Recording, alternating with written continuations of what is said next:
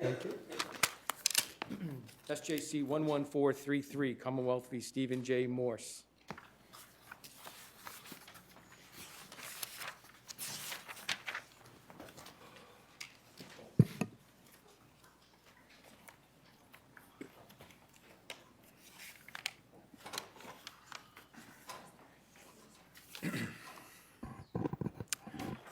Good morning, and may it please the court.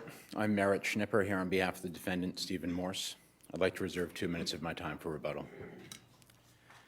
The idea that a person can be convicted of a crime for denying his own guilt is at odds with the basic premises of our criminal law. But don't you agree that the Commonwealth could enact a statute saying that it's a crime to lie to a police officer conducting a criminal investigation?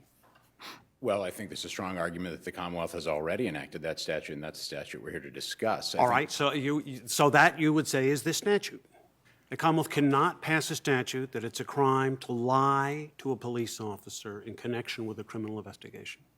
The Commonwealth may pass that statute in conformity with Article 12 and other constitutional protections, and it may pass a statute even that says denials that have always been inadmissible over 100 years of common law under Massachusetts law are now admissible in court. Well, let's just take the first thing. They pass a statute saying lying to a police officer conducting a criminal investigation is a crime.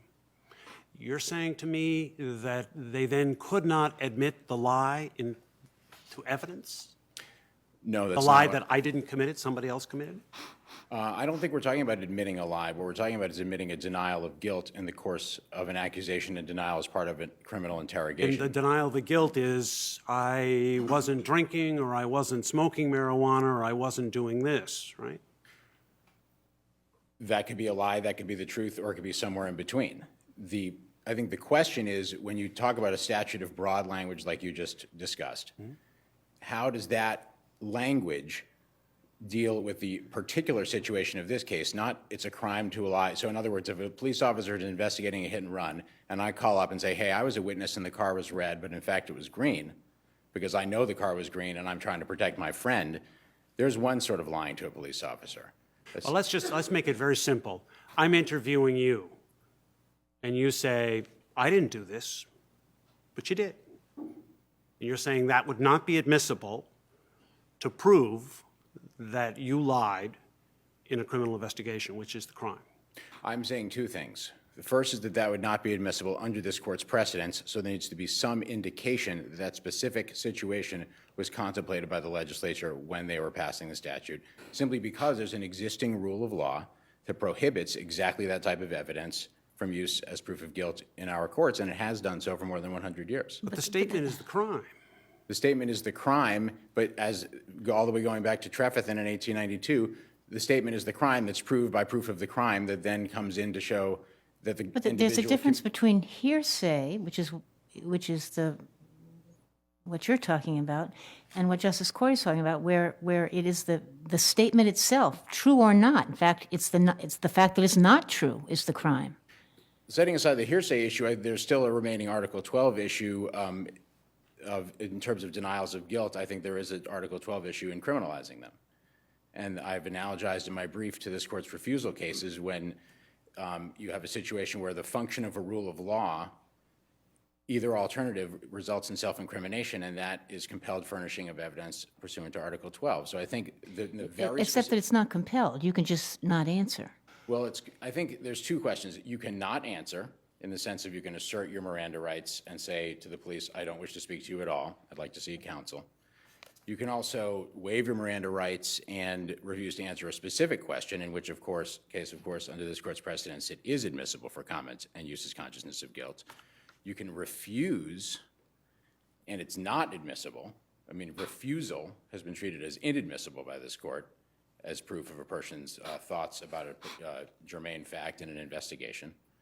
So the question is does the existence of Miranda rights, the right to completely foreclose police questioning writ large, remove the compulsion that's otherwise inherent in a statute of general applicability? And I say it does not.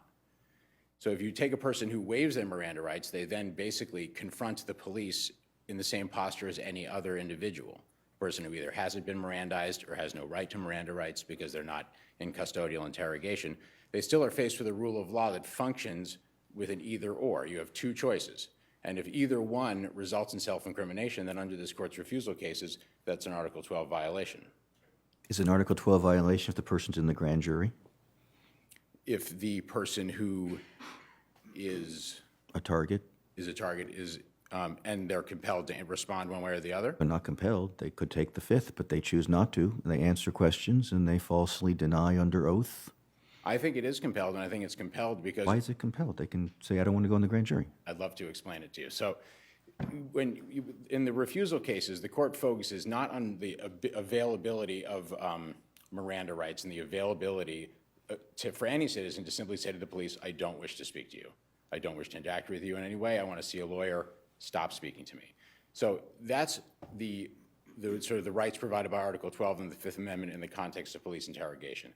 There's an entirely separate protection that's afforded sort of just by the idea that a person can't be compelled by the general functioning of a rule of law to incriminate themselves. And if a person is subject to a rule of law that says that any response they give to a police inquiry is going to incriminate them, then they're being compelled. That's compelled furnishing of evidence. So in your mind, if a statement is made which is false, it is a defense that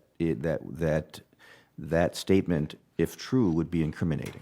I think it's important to distinguish between a false statement and a denial, right? And there's very few cases under the witness intimidation statute dealing with this prong. I believe this is the third appellate decision that will come out. But if you look at Commonwealth v. Fortuna, decided by the appeals court, for instance, it's a factual question. How close is the person who shot you? They were from across the street. Actually, based on gunpowder analysis, they were 18 inches away. In Figueroa, where were you on the night of Halloween? I was at an alcoholics meeting in Framingham. Actually, I was out trick-or-treating with my girlfriend's kids. I mean, these are factually provable false statements, and they are false statements about a germane issue of fact. They're not denials in response to an accusation. I think you can't really understand this case without understanding the unique role that the prohibition on admission and denial evidence occupies in Massachusetts law.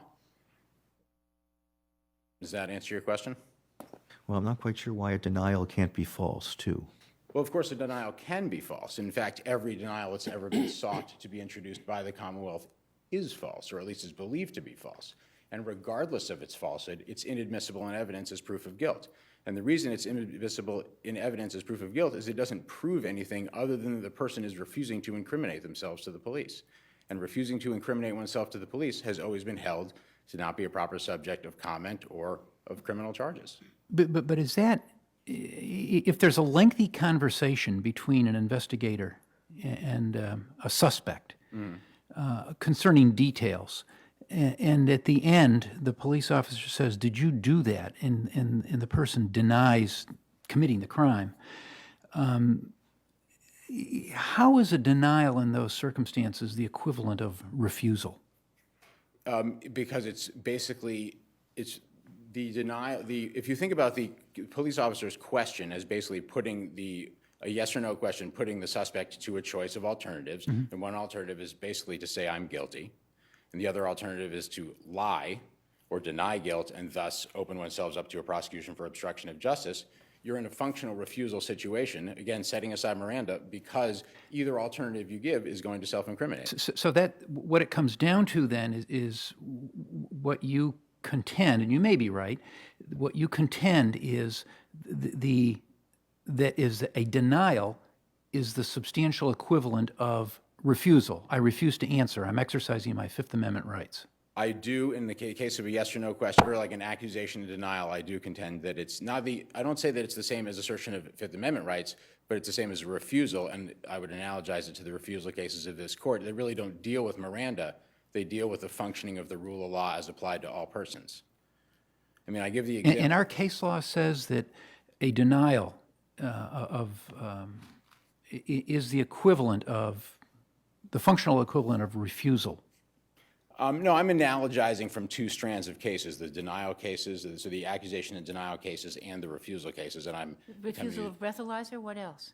Excuse me? Refusal of breathalyzer, refusal of to bring your sneakers in? Of field sobriety tests, which really is what was being asked here. If you think about the Commonwealth's, the structure of the Commonwealth's proof and the Commonwealth's argument, the question was asked, and argued at trial as the reason we asked this is because we were asking the defendant to tell us, should we be further testing you? Should we be summoning a drug recognition expert? Should we be testing your blood to see if there's marijuana in there? Should we be using your response to trigger the decision about whether or not to subject you to a battery of tests that are intended to ferret out evidence of your impairment? That's really where the confluence of these denial cases and refusal cases happens in this case. I mean, isn't your better argument, or an alternative argument, is that the statute, as it is drafted, really wasn't intended to get to this kind of statement? That is my lead argument, and I feel that it's an argument that allows this court to avoid the constitutional issues completely and just decide it on the basis of the common law. I think given the plain language of the statute, I think it's a fair assumption that this really isn't the type of situation. It's largely targeted at third parties. But even if it's targeted at the individuals or the targets of the investigation, you're still in a situation where it was enacted against a backdrop of such consistent and longstanding common law prohibition on the admission of accusations and denials that there needs to be some indication of legislative intent to abrogate that prohibition before you can use the statute in this manner. If you say it wasn't intended, let's just take Justice Cordy's view that the statute really wasn't intended to reach this. Does that also mean that it shouldn't have reached Figueroa? You know, my own opinions about the way Figueroa was decided, I think, I don't think it's written so that it could never apply to the target of investigation at all, although I think that it's certainly, when you look at the enactment of the 2006 amendments, which added this provision, it certainly suggests that it's targeted at the influence of criminal actors on third parties. But so I think you can certainly be entirely consistent with Figueroa, say that when you go and make up an entire story about where I was in the entire evening and there's a GPS tracker that says, actually, you weren't all the way over here, you were all the way over here, that certainly is within the misleading language in a way that a denial of guilt in response to a police confrontation is not. So I think, the legislature could certainly step in and clarify the statute further, but I still think the decision I'm asking for could be consistent with Figueroa. Okay. Very briefly on the vagueness question, I think there's a real issue of notice in terms of whether both there was any notice of admissibility of the type of evidence that would need to be proved. I mean, the statements in this case were made literally 1 month after this court broadly reaffirmed the hearsay basis for exclusion in Womack. There's also a serious question about whether, given the structure of the statute, and I think is ably pointed out by amicus CPCS, it's possible for a person who's looking at the statute to really understand the structure of what a person who's alleged to have misled a police officer is accused of doing and what punishments they're subjected to. So I think there's a serious note, this court had to bring in a definition of mislead from the federal law. The judge at trial here determined that the ordinary dictionary meaning of mislead was applicable for this. But even you have a somewhat, at least in my view, somewhat stronger argument just in terms of the actual question itself, that when you take that question. I mean, if an as-applied challenge deals with the facts of the case, and the facts of this case are a question that was compound and subjective and set in the context of questions that were actually extremely direct and targeted. So if you think about requiring a person who's subject to interrogation to sort of speculate at their peril about what a police officer actually means, in this case, they would be required to err on the side of self-incrimination in order to avoid the sweep of 13. So you would say, can I ask one question, Chief? Sure. So you would say, let's assume there were two people on the boat, and the question was who was driving it. And your client was driving it and was asked who was driving the boat. And he said, the other person. That might come within the statute? I certainly think it might, and I think it's clearly distinguishable from the accusation and denial type of case we have here. Even though this would be a denial. I didn't do it. This other person did it?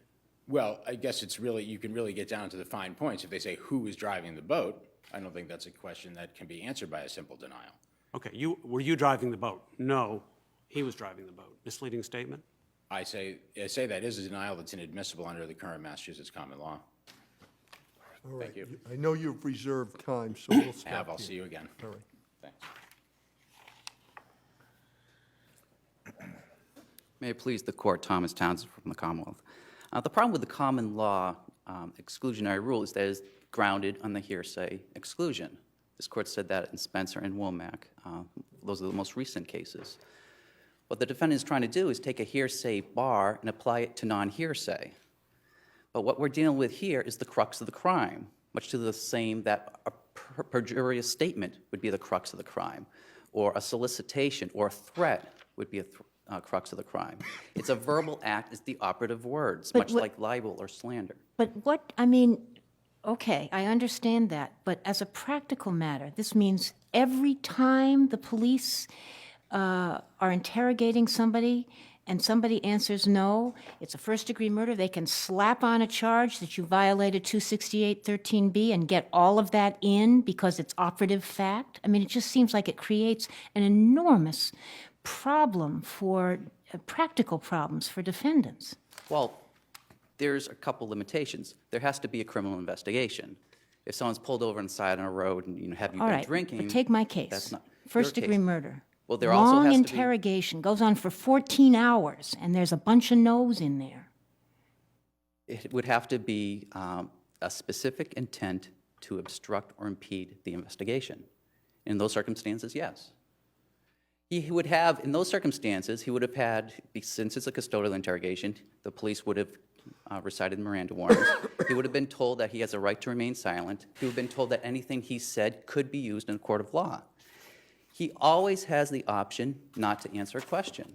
So to take Justice Botsford's example, so you could indict this person for first-degree murder and 14 counts of misleading, for denials or false statements made during the interview.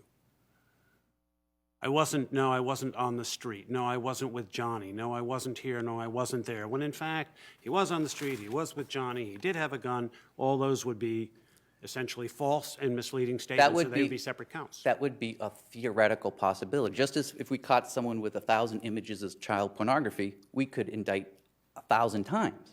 But prosecutors don't do that. And this was something that was talked about in... Maybe they will, depending Well, on how we well, I decide think- this case. Particularly if they have a weak murder case. Well, Weak murder this case. was something that was talked about by the opinions in Brogan. The federal statute's very broad. It's similar to the Massachusetts statute. And the majority said, it ended up being a 7-person majority. There was a concurrence by Justice Ginsburg, and she drew the congressional attention to this potential problem. My response is that that hasn't happened. We haven't done that. Here, there were several potential lies in his statement. We charged with the most egregious one, the direct denial of using marijuana. There were other subsidiary lies which went to his intent. Well, there's a bunch, I mean, you could have charged him, I suppose your argument would be, you absolutely could have charged him when he said, I had 2 beers at 5, when in fact he'd had 4 to 5. You could have charged him with that. So do we have to depend on the goodness of your heart? Well, it's not the goodness of our heart. There has to be well, again, there has to be a criminal investigation. Clearly here there was. There has to be a specific intent. There, it may be harder to prove the specific intent to obstruct the investigation if he's just moving the time frame back, because he told one detective an hour after the collision. No, but he's halved, H-A-L, that halved the number of beers that he had, so. Well, he told the detective at the lake he had 2 beers at 5 o'clock. He told the troopers a couple hours later that he had 2 beers at 3 o'clock. That is a potential, we don't know which one was true. We don't know which one was false. Had 4 or 5, right? He had 4 or 5. And we know from uncovering the person who he was with that day, who he did not disclose in his statement when he spoke with the police. He was with Mr. Frigoletti. He smoked marijuana at the shop with him. He drove up to the lake with him and smoked some more marijuana with him.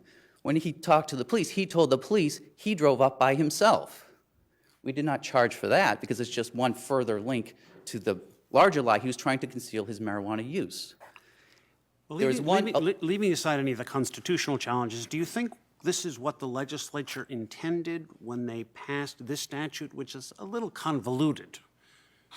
Doesn't say like 1001, the federal statute. Doesn't say if you lie to a police officer or a federal agent. I think the legislature intended what they passed. They wanted to broaden the statute. There were many categories added, many potential people protected, including prosecutors, judges, defense counsel. What we know from the floor debate, this was part of a larger package, had witness protection provisions in it. They had a definition of the crime of perjury. It had loaded handgun provisions. What we know from the floor debate on this one is simply that they sought to expand the definition of intimidation. That's all we know. But it was a clear and unambiguous statute. I don't think it's required to go beyond the language of the statute, given how clear and unambiguous the terms that the legislature used. But the practical consequence is that where before perjury had to be committed when somebody was under oath, now this so-called witness intimidation is essentially a false statement law where it doesn't matter whether you're under oath. Right, as long as there's a criminal investigation and there's a specific intent to impede or obstruct the administration of justice. But if you basically say, I didn't do it, I mean, certainly if you said I did do it, that would speed up the investigation. So when you say I didn't do it, aren't you almost inevitably impeding the investigation? And is that much different from the materiality requirement for perjury? I think this crime and perjury are very close. And for that reason, the defendant's lead argument that this somehow constitutes hearsay falls away because we're dealing with the crime itself. By its definition, that's not hearsay. Other than saying that the parade of horribles has not happened, other than saying that this argument was raised in the Supreme Court under the federal statute, and it was directed to, congressional attention was called to it, but there has, I don't know if the federal statute has been amended in response to that. As a prosecutor, I don't see this being charged with 16 different counts in a single statement. But the legislature has the authority to do that. He had the right not to answer any question that would incriminate him. He answered the questions. The jury found he had the specific intent to mislead or obstruct this investigation. And it almost worked. We did not find out about Mr. Frigoletti until later, and as the pretrial proceedings demonstrate, it was a tip that the police received. The defendant didn't identify him in his statement other than an allusion to another kid on the boat who spotted him as he drove his own kids around the lake.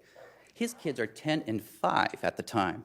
Referring to Mr. Frigoletti as another kid and not identifying his last name and not identifying that he smoked marijuana with him and telling the police he drove up to the lake by himself when he was actually with Mr. Frigoletti. That demonstrates he was trying to hide his existence, to hide his pot use. And that goes to the, certainly to the sufficiency of the evidence. And to whatever extent it may have been unclear what his intent was, I think his intent was clear. If you look at the whole statement, it was to mislead the police. And this is not a situation where in Brogan, the Supreme Court case, where those investigators, and that, it doesn't sit well with me, the facts under Brogan. The investigators knew all the facts. They went up to this man, they asked him a question, it was false, it was a false exculpatory denial. They knew that. They said, hey, we have this to prove that you're wrong, and charge him. That doesn't sit well with me, but that's not this case. If you're right, the defendant engaged in a long conversation with a police officer during interrogation, and in the sense that the interrogation culminated with an accusation and a denial, I take it our common law rule prevents the use of that accusation and denial in the trial of the underlying crime as an admission against the defendant. That is exactly correct, yes. But in a prosecution under this misleading statute, Section 13B, it would be admissible to show that the statement was false. Under 13B, correct, Yeah. yes. My question then, Made. It would it not. was made and it was false. Right, there would be no hearsay bar excluding Yeah. it because it's the crux of the crime. And my question to you is this. Could you join the trials of the underlying crime with the Section 13B crime, or are they, of necessity, do they have to be They severed? were tried together here. That's what happened here. Yeah. And there was a motion to sever that was denied. Judge Ford, in this case, gave a strong limiting instruction, limiting the jury's consideration of the exculpatory denial to that single charge. There was no, it's not admissible as consciousness of guilt on the homicide. And and this goes back to the constitutional arguments. The defendant argues it was a catch-22. No matter what he did, he's darned if he did, darned if he didn't. That's not true. He could have not answered that question, and that would not have come in, his non-answer. If there were a separate trial on the homicide, his false exculpatory denial would not have come in under the Trefethen rule, the common law rule. But where we have 13b, where is the operative words, the verbal act, the actual crime, there is no hearsay bar, and it does come in. The defendant's not arguing that this case should have been severed on appeal. In this case, if, as you point out, he could have said, I'm not going to answer that question, I don't want to answer that question, it would have impeded your investigation exactly the same way this did, right? No, because the answer that he provided threw them off from whatever track they could have followed for marijuana Are they that naive? use. Because he said no. If he had not answered the question, they could have looked further. They could have done some investigation. They could have found Mr. Fregoletti at the other end of the lake. May I ask you this? I recall reading that they tested his blood alcohol level and it was 0.0. That was a breathalyzer 3 hours after the collision, yes. Does that also reflect any marijuana usage? That test would not. What could have happened and what the trooper testified would have happened if they had learned that he had used marijuana at that time. They could have called in a drug recognition expert to have run a battery of tests which are distinct for those run for alcohol. Blood pressure was mentioned as one of the tests. Another thing they could have done is they could have sought a search warrant to get the marijuana, which was then in the defendant's truck, and seize the marijuana and have it tested to determine its potency. That would have been evidence that we would like to have had. If he had said, I'm not going to answer, they couldn't have gotten a warrant on that. No, but my argument is if he had answered it truthfully, then they could have gotten a warrant based on their knowledge at that point that there was marijuana still available to be seized and tested. That's where the obstruction comes in. There are a couple of things, not that this court in Figueroa said the officers need not necessarily be misled, but in this case they were misled on a couple of scores. They were not given the opportunity to call in a drug recognition expert, and they did not have the opportunity to seek a search warrant to seize the marijuana and test it. So what we had was 6 days later, after we had learned from Mr. Fregoletti that he had smoked marijuana multiple occasions with the defendant that afternoon, they went and talked to the defendant 6 days later. At that point, it was too late to test him for any effects of marijuana. It was too late to seize the marijuana was gone. But Justice Botsford's question was whether or not, if he had chosen not to answer, how that also would have impeded the investigation. You couldn't have gotten a search warrant. What would have been different? And those answers really go to, if he'd told the truth, this is what we could have got. But that's not the only choice. You keep saying he had the choice not to answer. If he didn't answer, then what? Well, he would not have violated the statute. Well, right. The officers, if they had believed him when he said that he had not used any marijuana, and there's no reason at the time to disbelieve him. He appeared to be forthright with the officers. It wasn't until we got more facts later on. Not answering the question. So there's not a matter of believing or not believing him about saying something misleading. Right. If he didn't answer the question, You still wouldn't have had the answer to the marijuana question. we would not have, but perhaps they would not have, we don't know if they had foreclosed. We don't know if they had foreclosed further investigation. If he had not answered that question, we don't know what steps the police would take, and I guess the point is. They could have further investigated the marijuana. He was testified to alcohol. They knew about the alcohol. They could have investigated further on marijuana. And so should we be comparing intent to obstruct to what would have happened had he spoken truly, or what would have happened had he not spoken at all? No, that's not the answer. The answer would be, what would have happened? Well, that wouldn't be the inquiry. It is whether he answered falsely, whether he had a specific intent to obstruct the criminal investigation, and whether there was a criminal investigation. Unless there's further inquiry from the court, I'll rest on my brief. Thank you.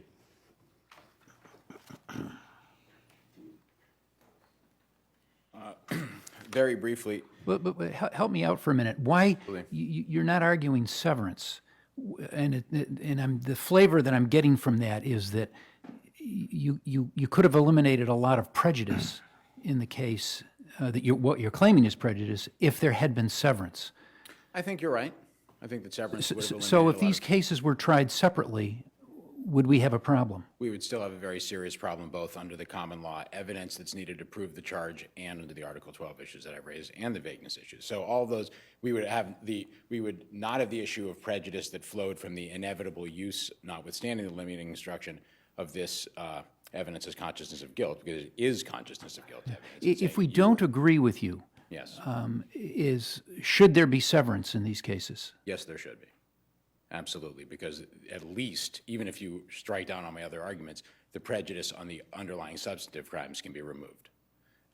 Very quickly, in terms of, my brother talked about there hasn't been any parade of horribles. I wouldn't necessarily call them a parade of horribles, but in amicus criminal defense lawyers brief, they do point out the significant spike in the use of Section 13B in this type of context since Mr. Morse's case. And specifically, they talk about an arson case in Western Massachusetts, in which case there were 6 charges of misleading a police officer under similar facts, 6 charges within that one case levied sort of as part of the investigative process. My brother also says that the warnings told Mr. Morse that anything he said could be used in a court of law. That's absolutely true. However, when a person waives their Miranda rights, they're not waiving generally applicable rules of evidence or other generally applicable rules of law. They're simply waiving their right to refuse to speak at all. And finally, I'd simply like to say in terms of operative words, to use the accusation and denial in this case as it was, you're necessarily introducing at least the accusation to show its truth, because you cannot prove misleading a police officer without proving the truth of one of those statements. And I'll just ask that you reverse the defendant's convictions. Thank you.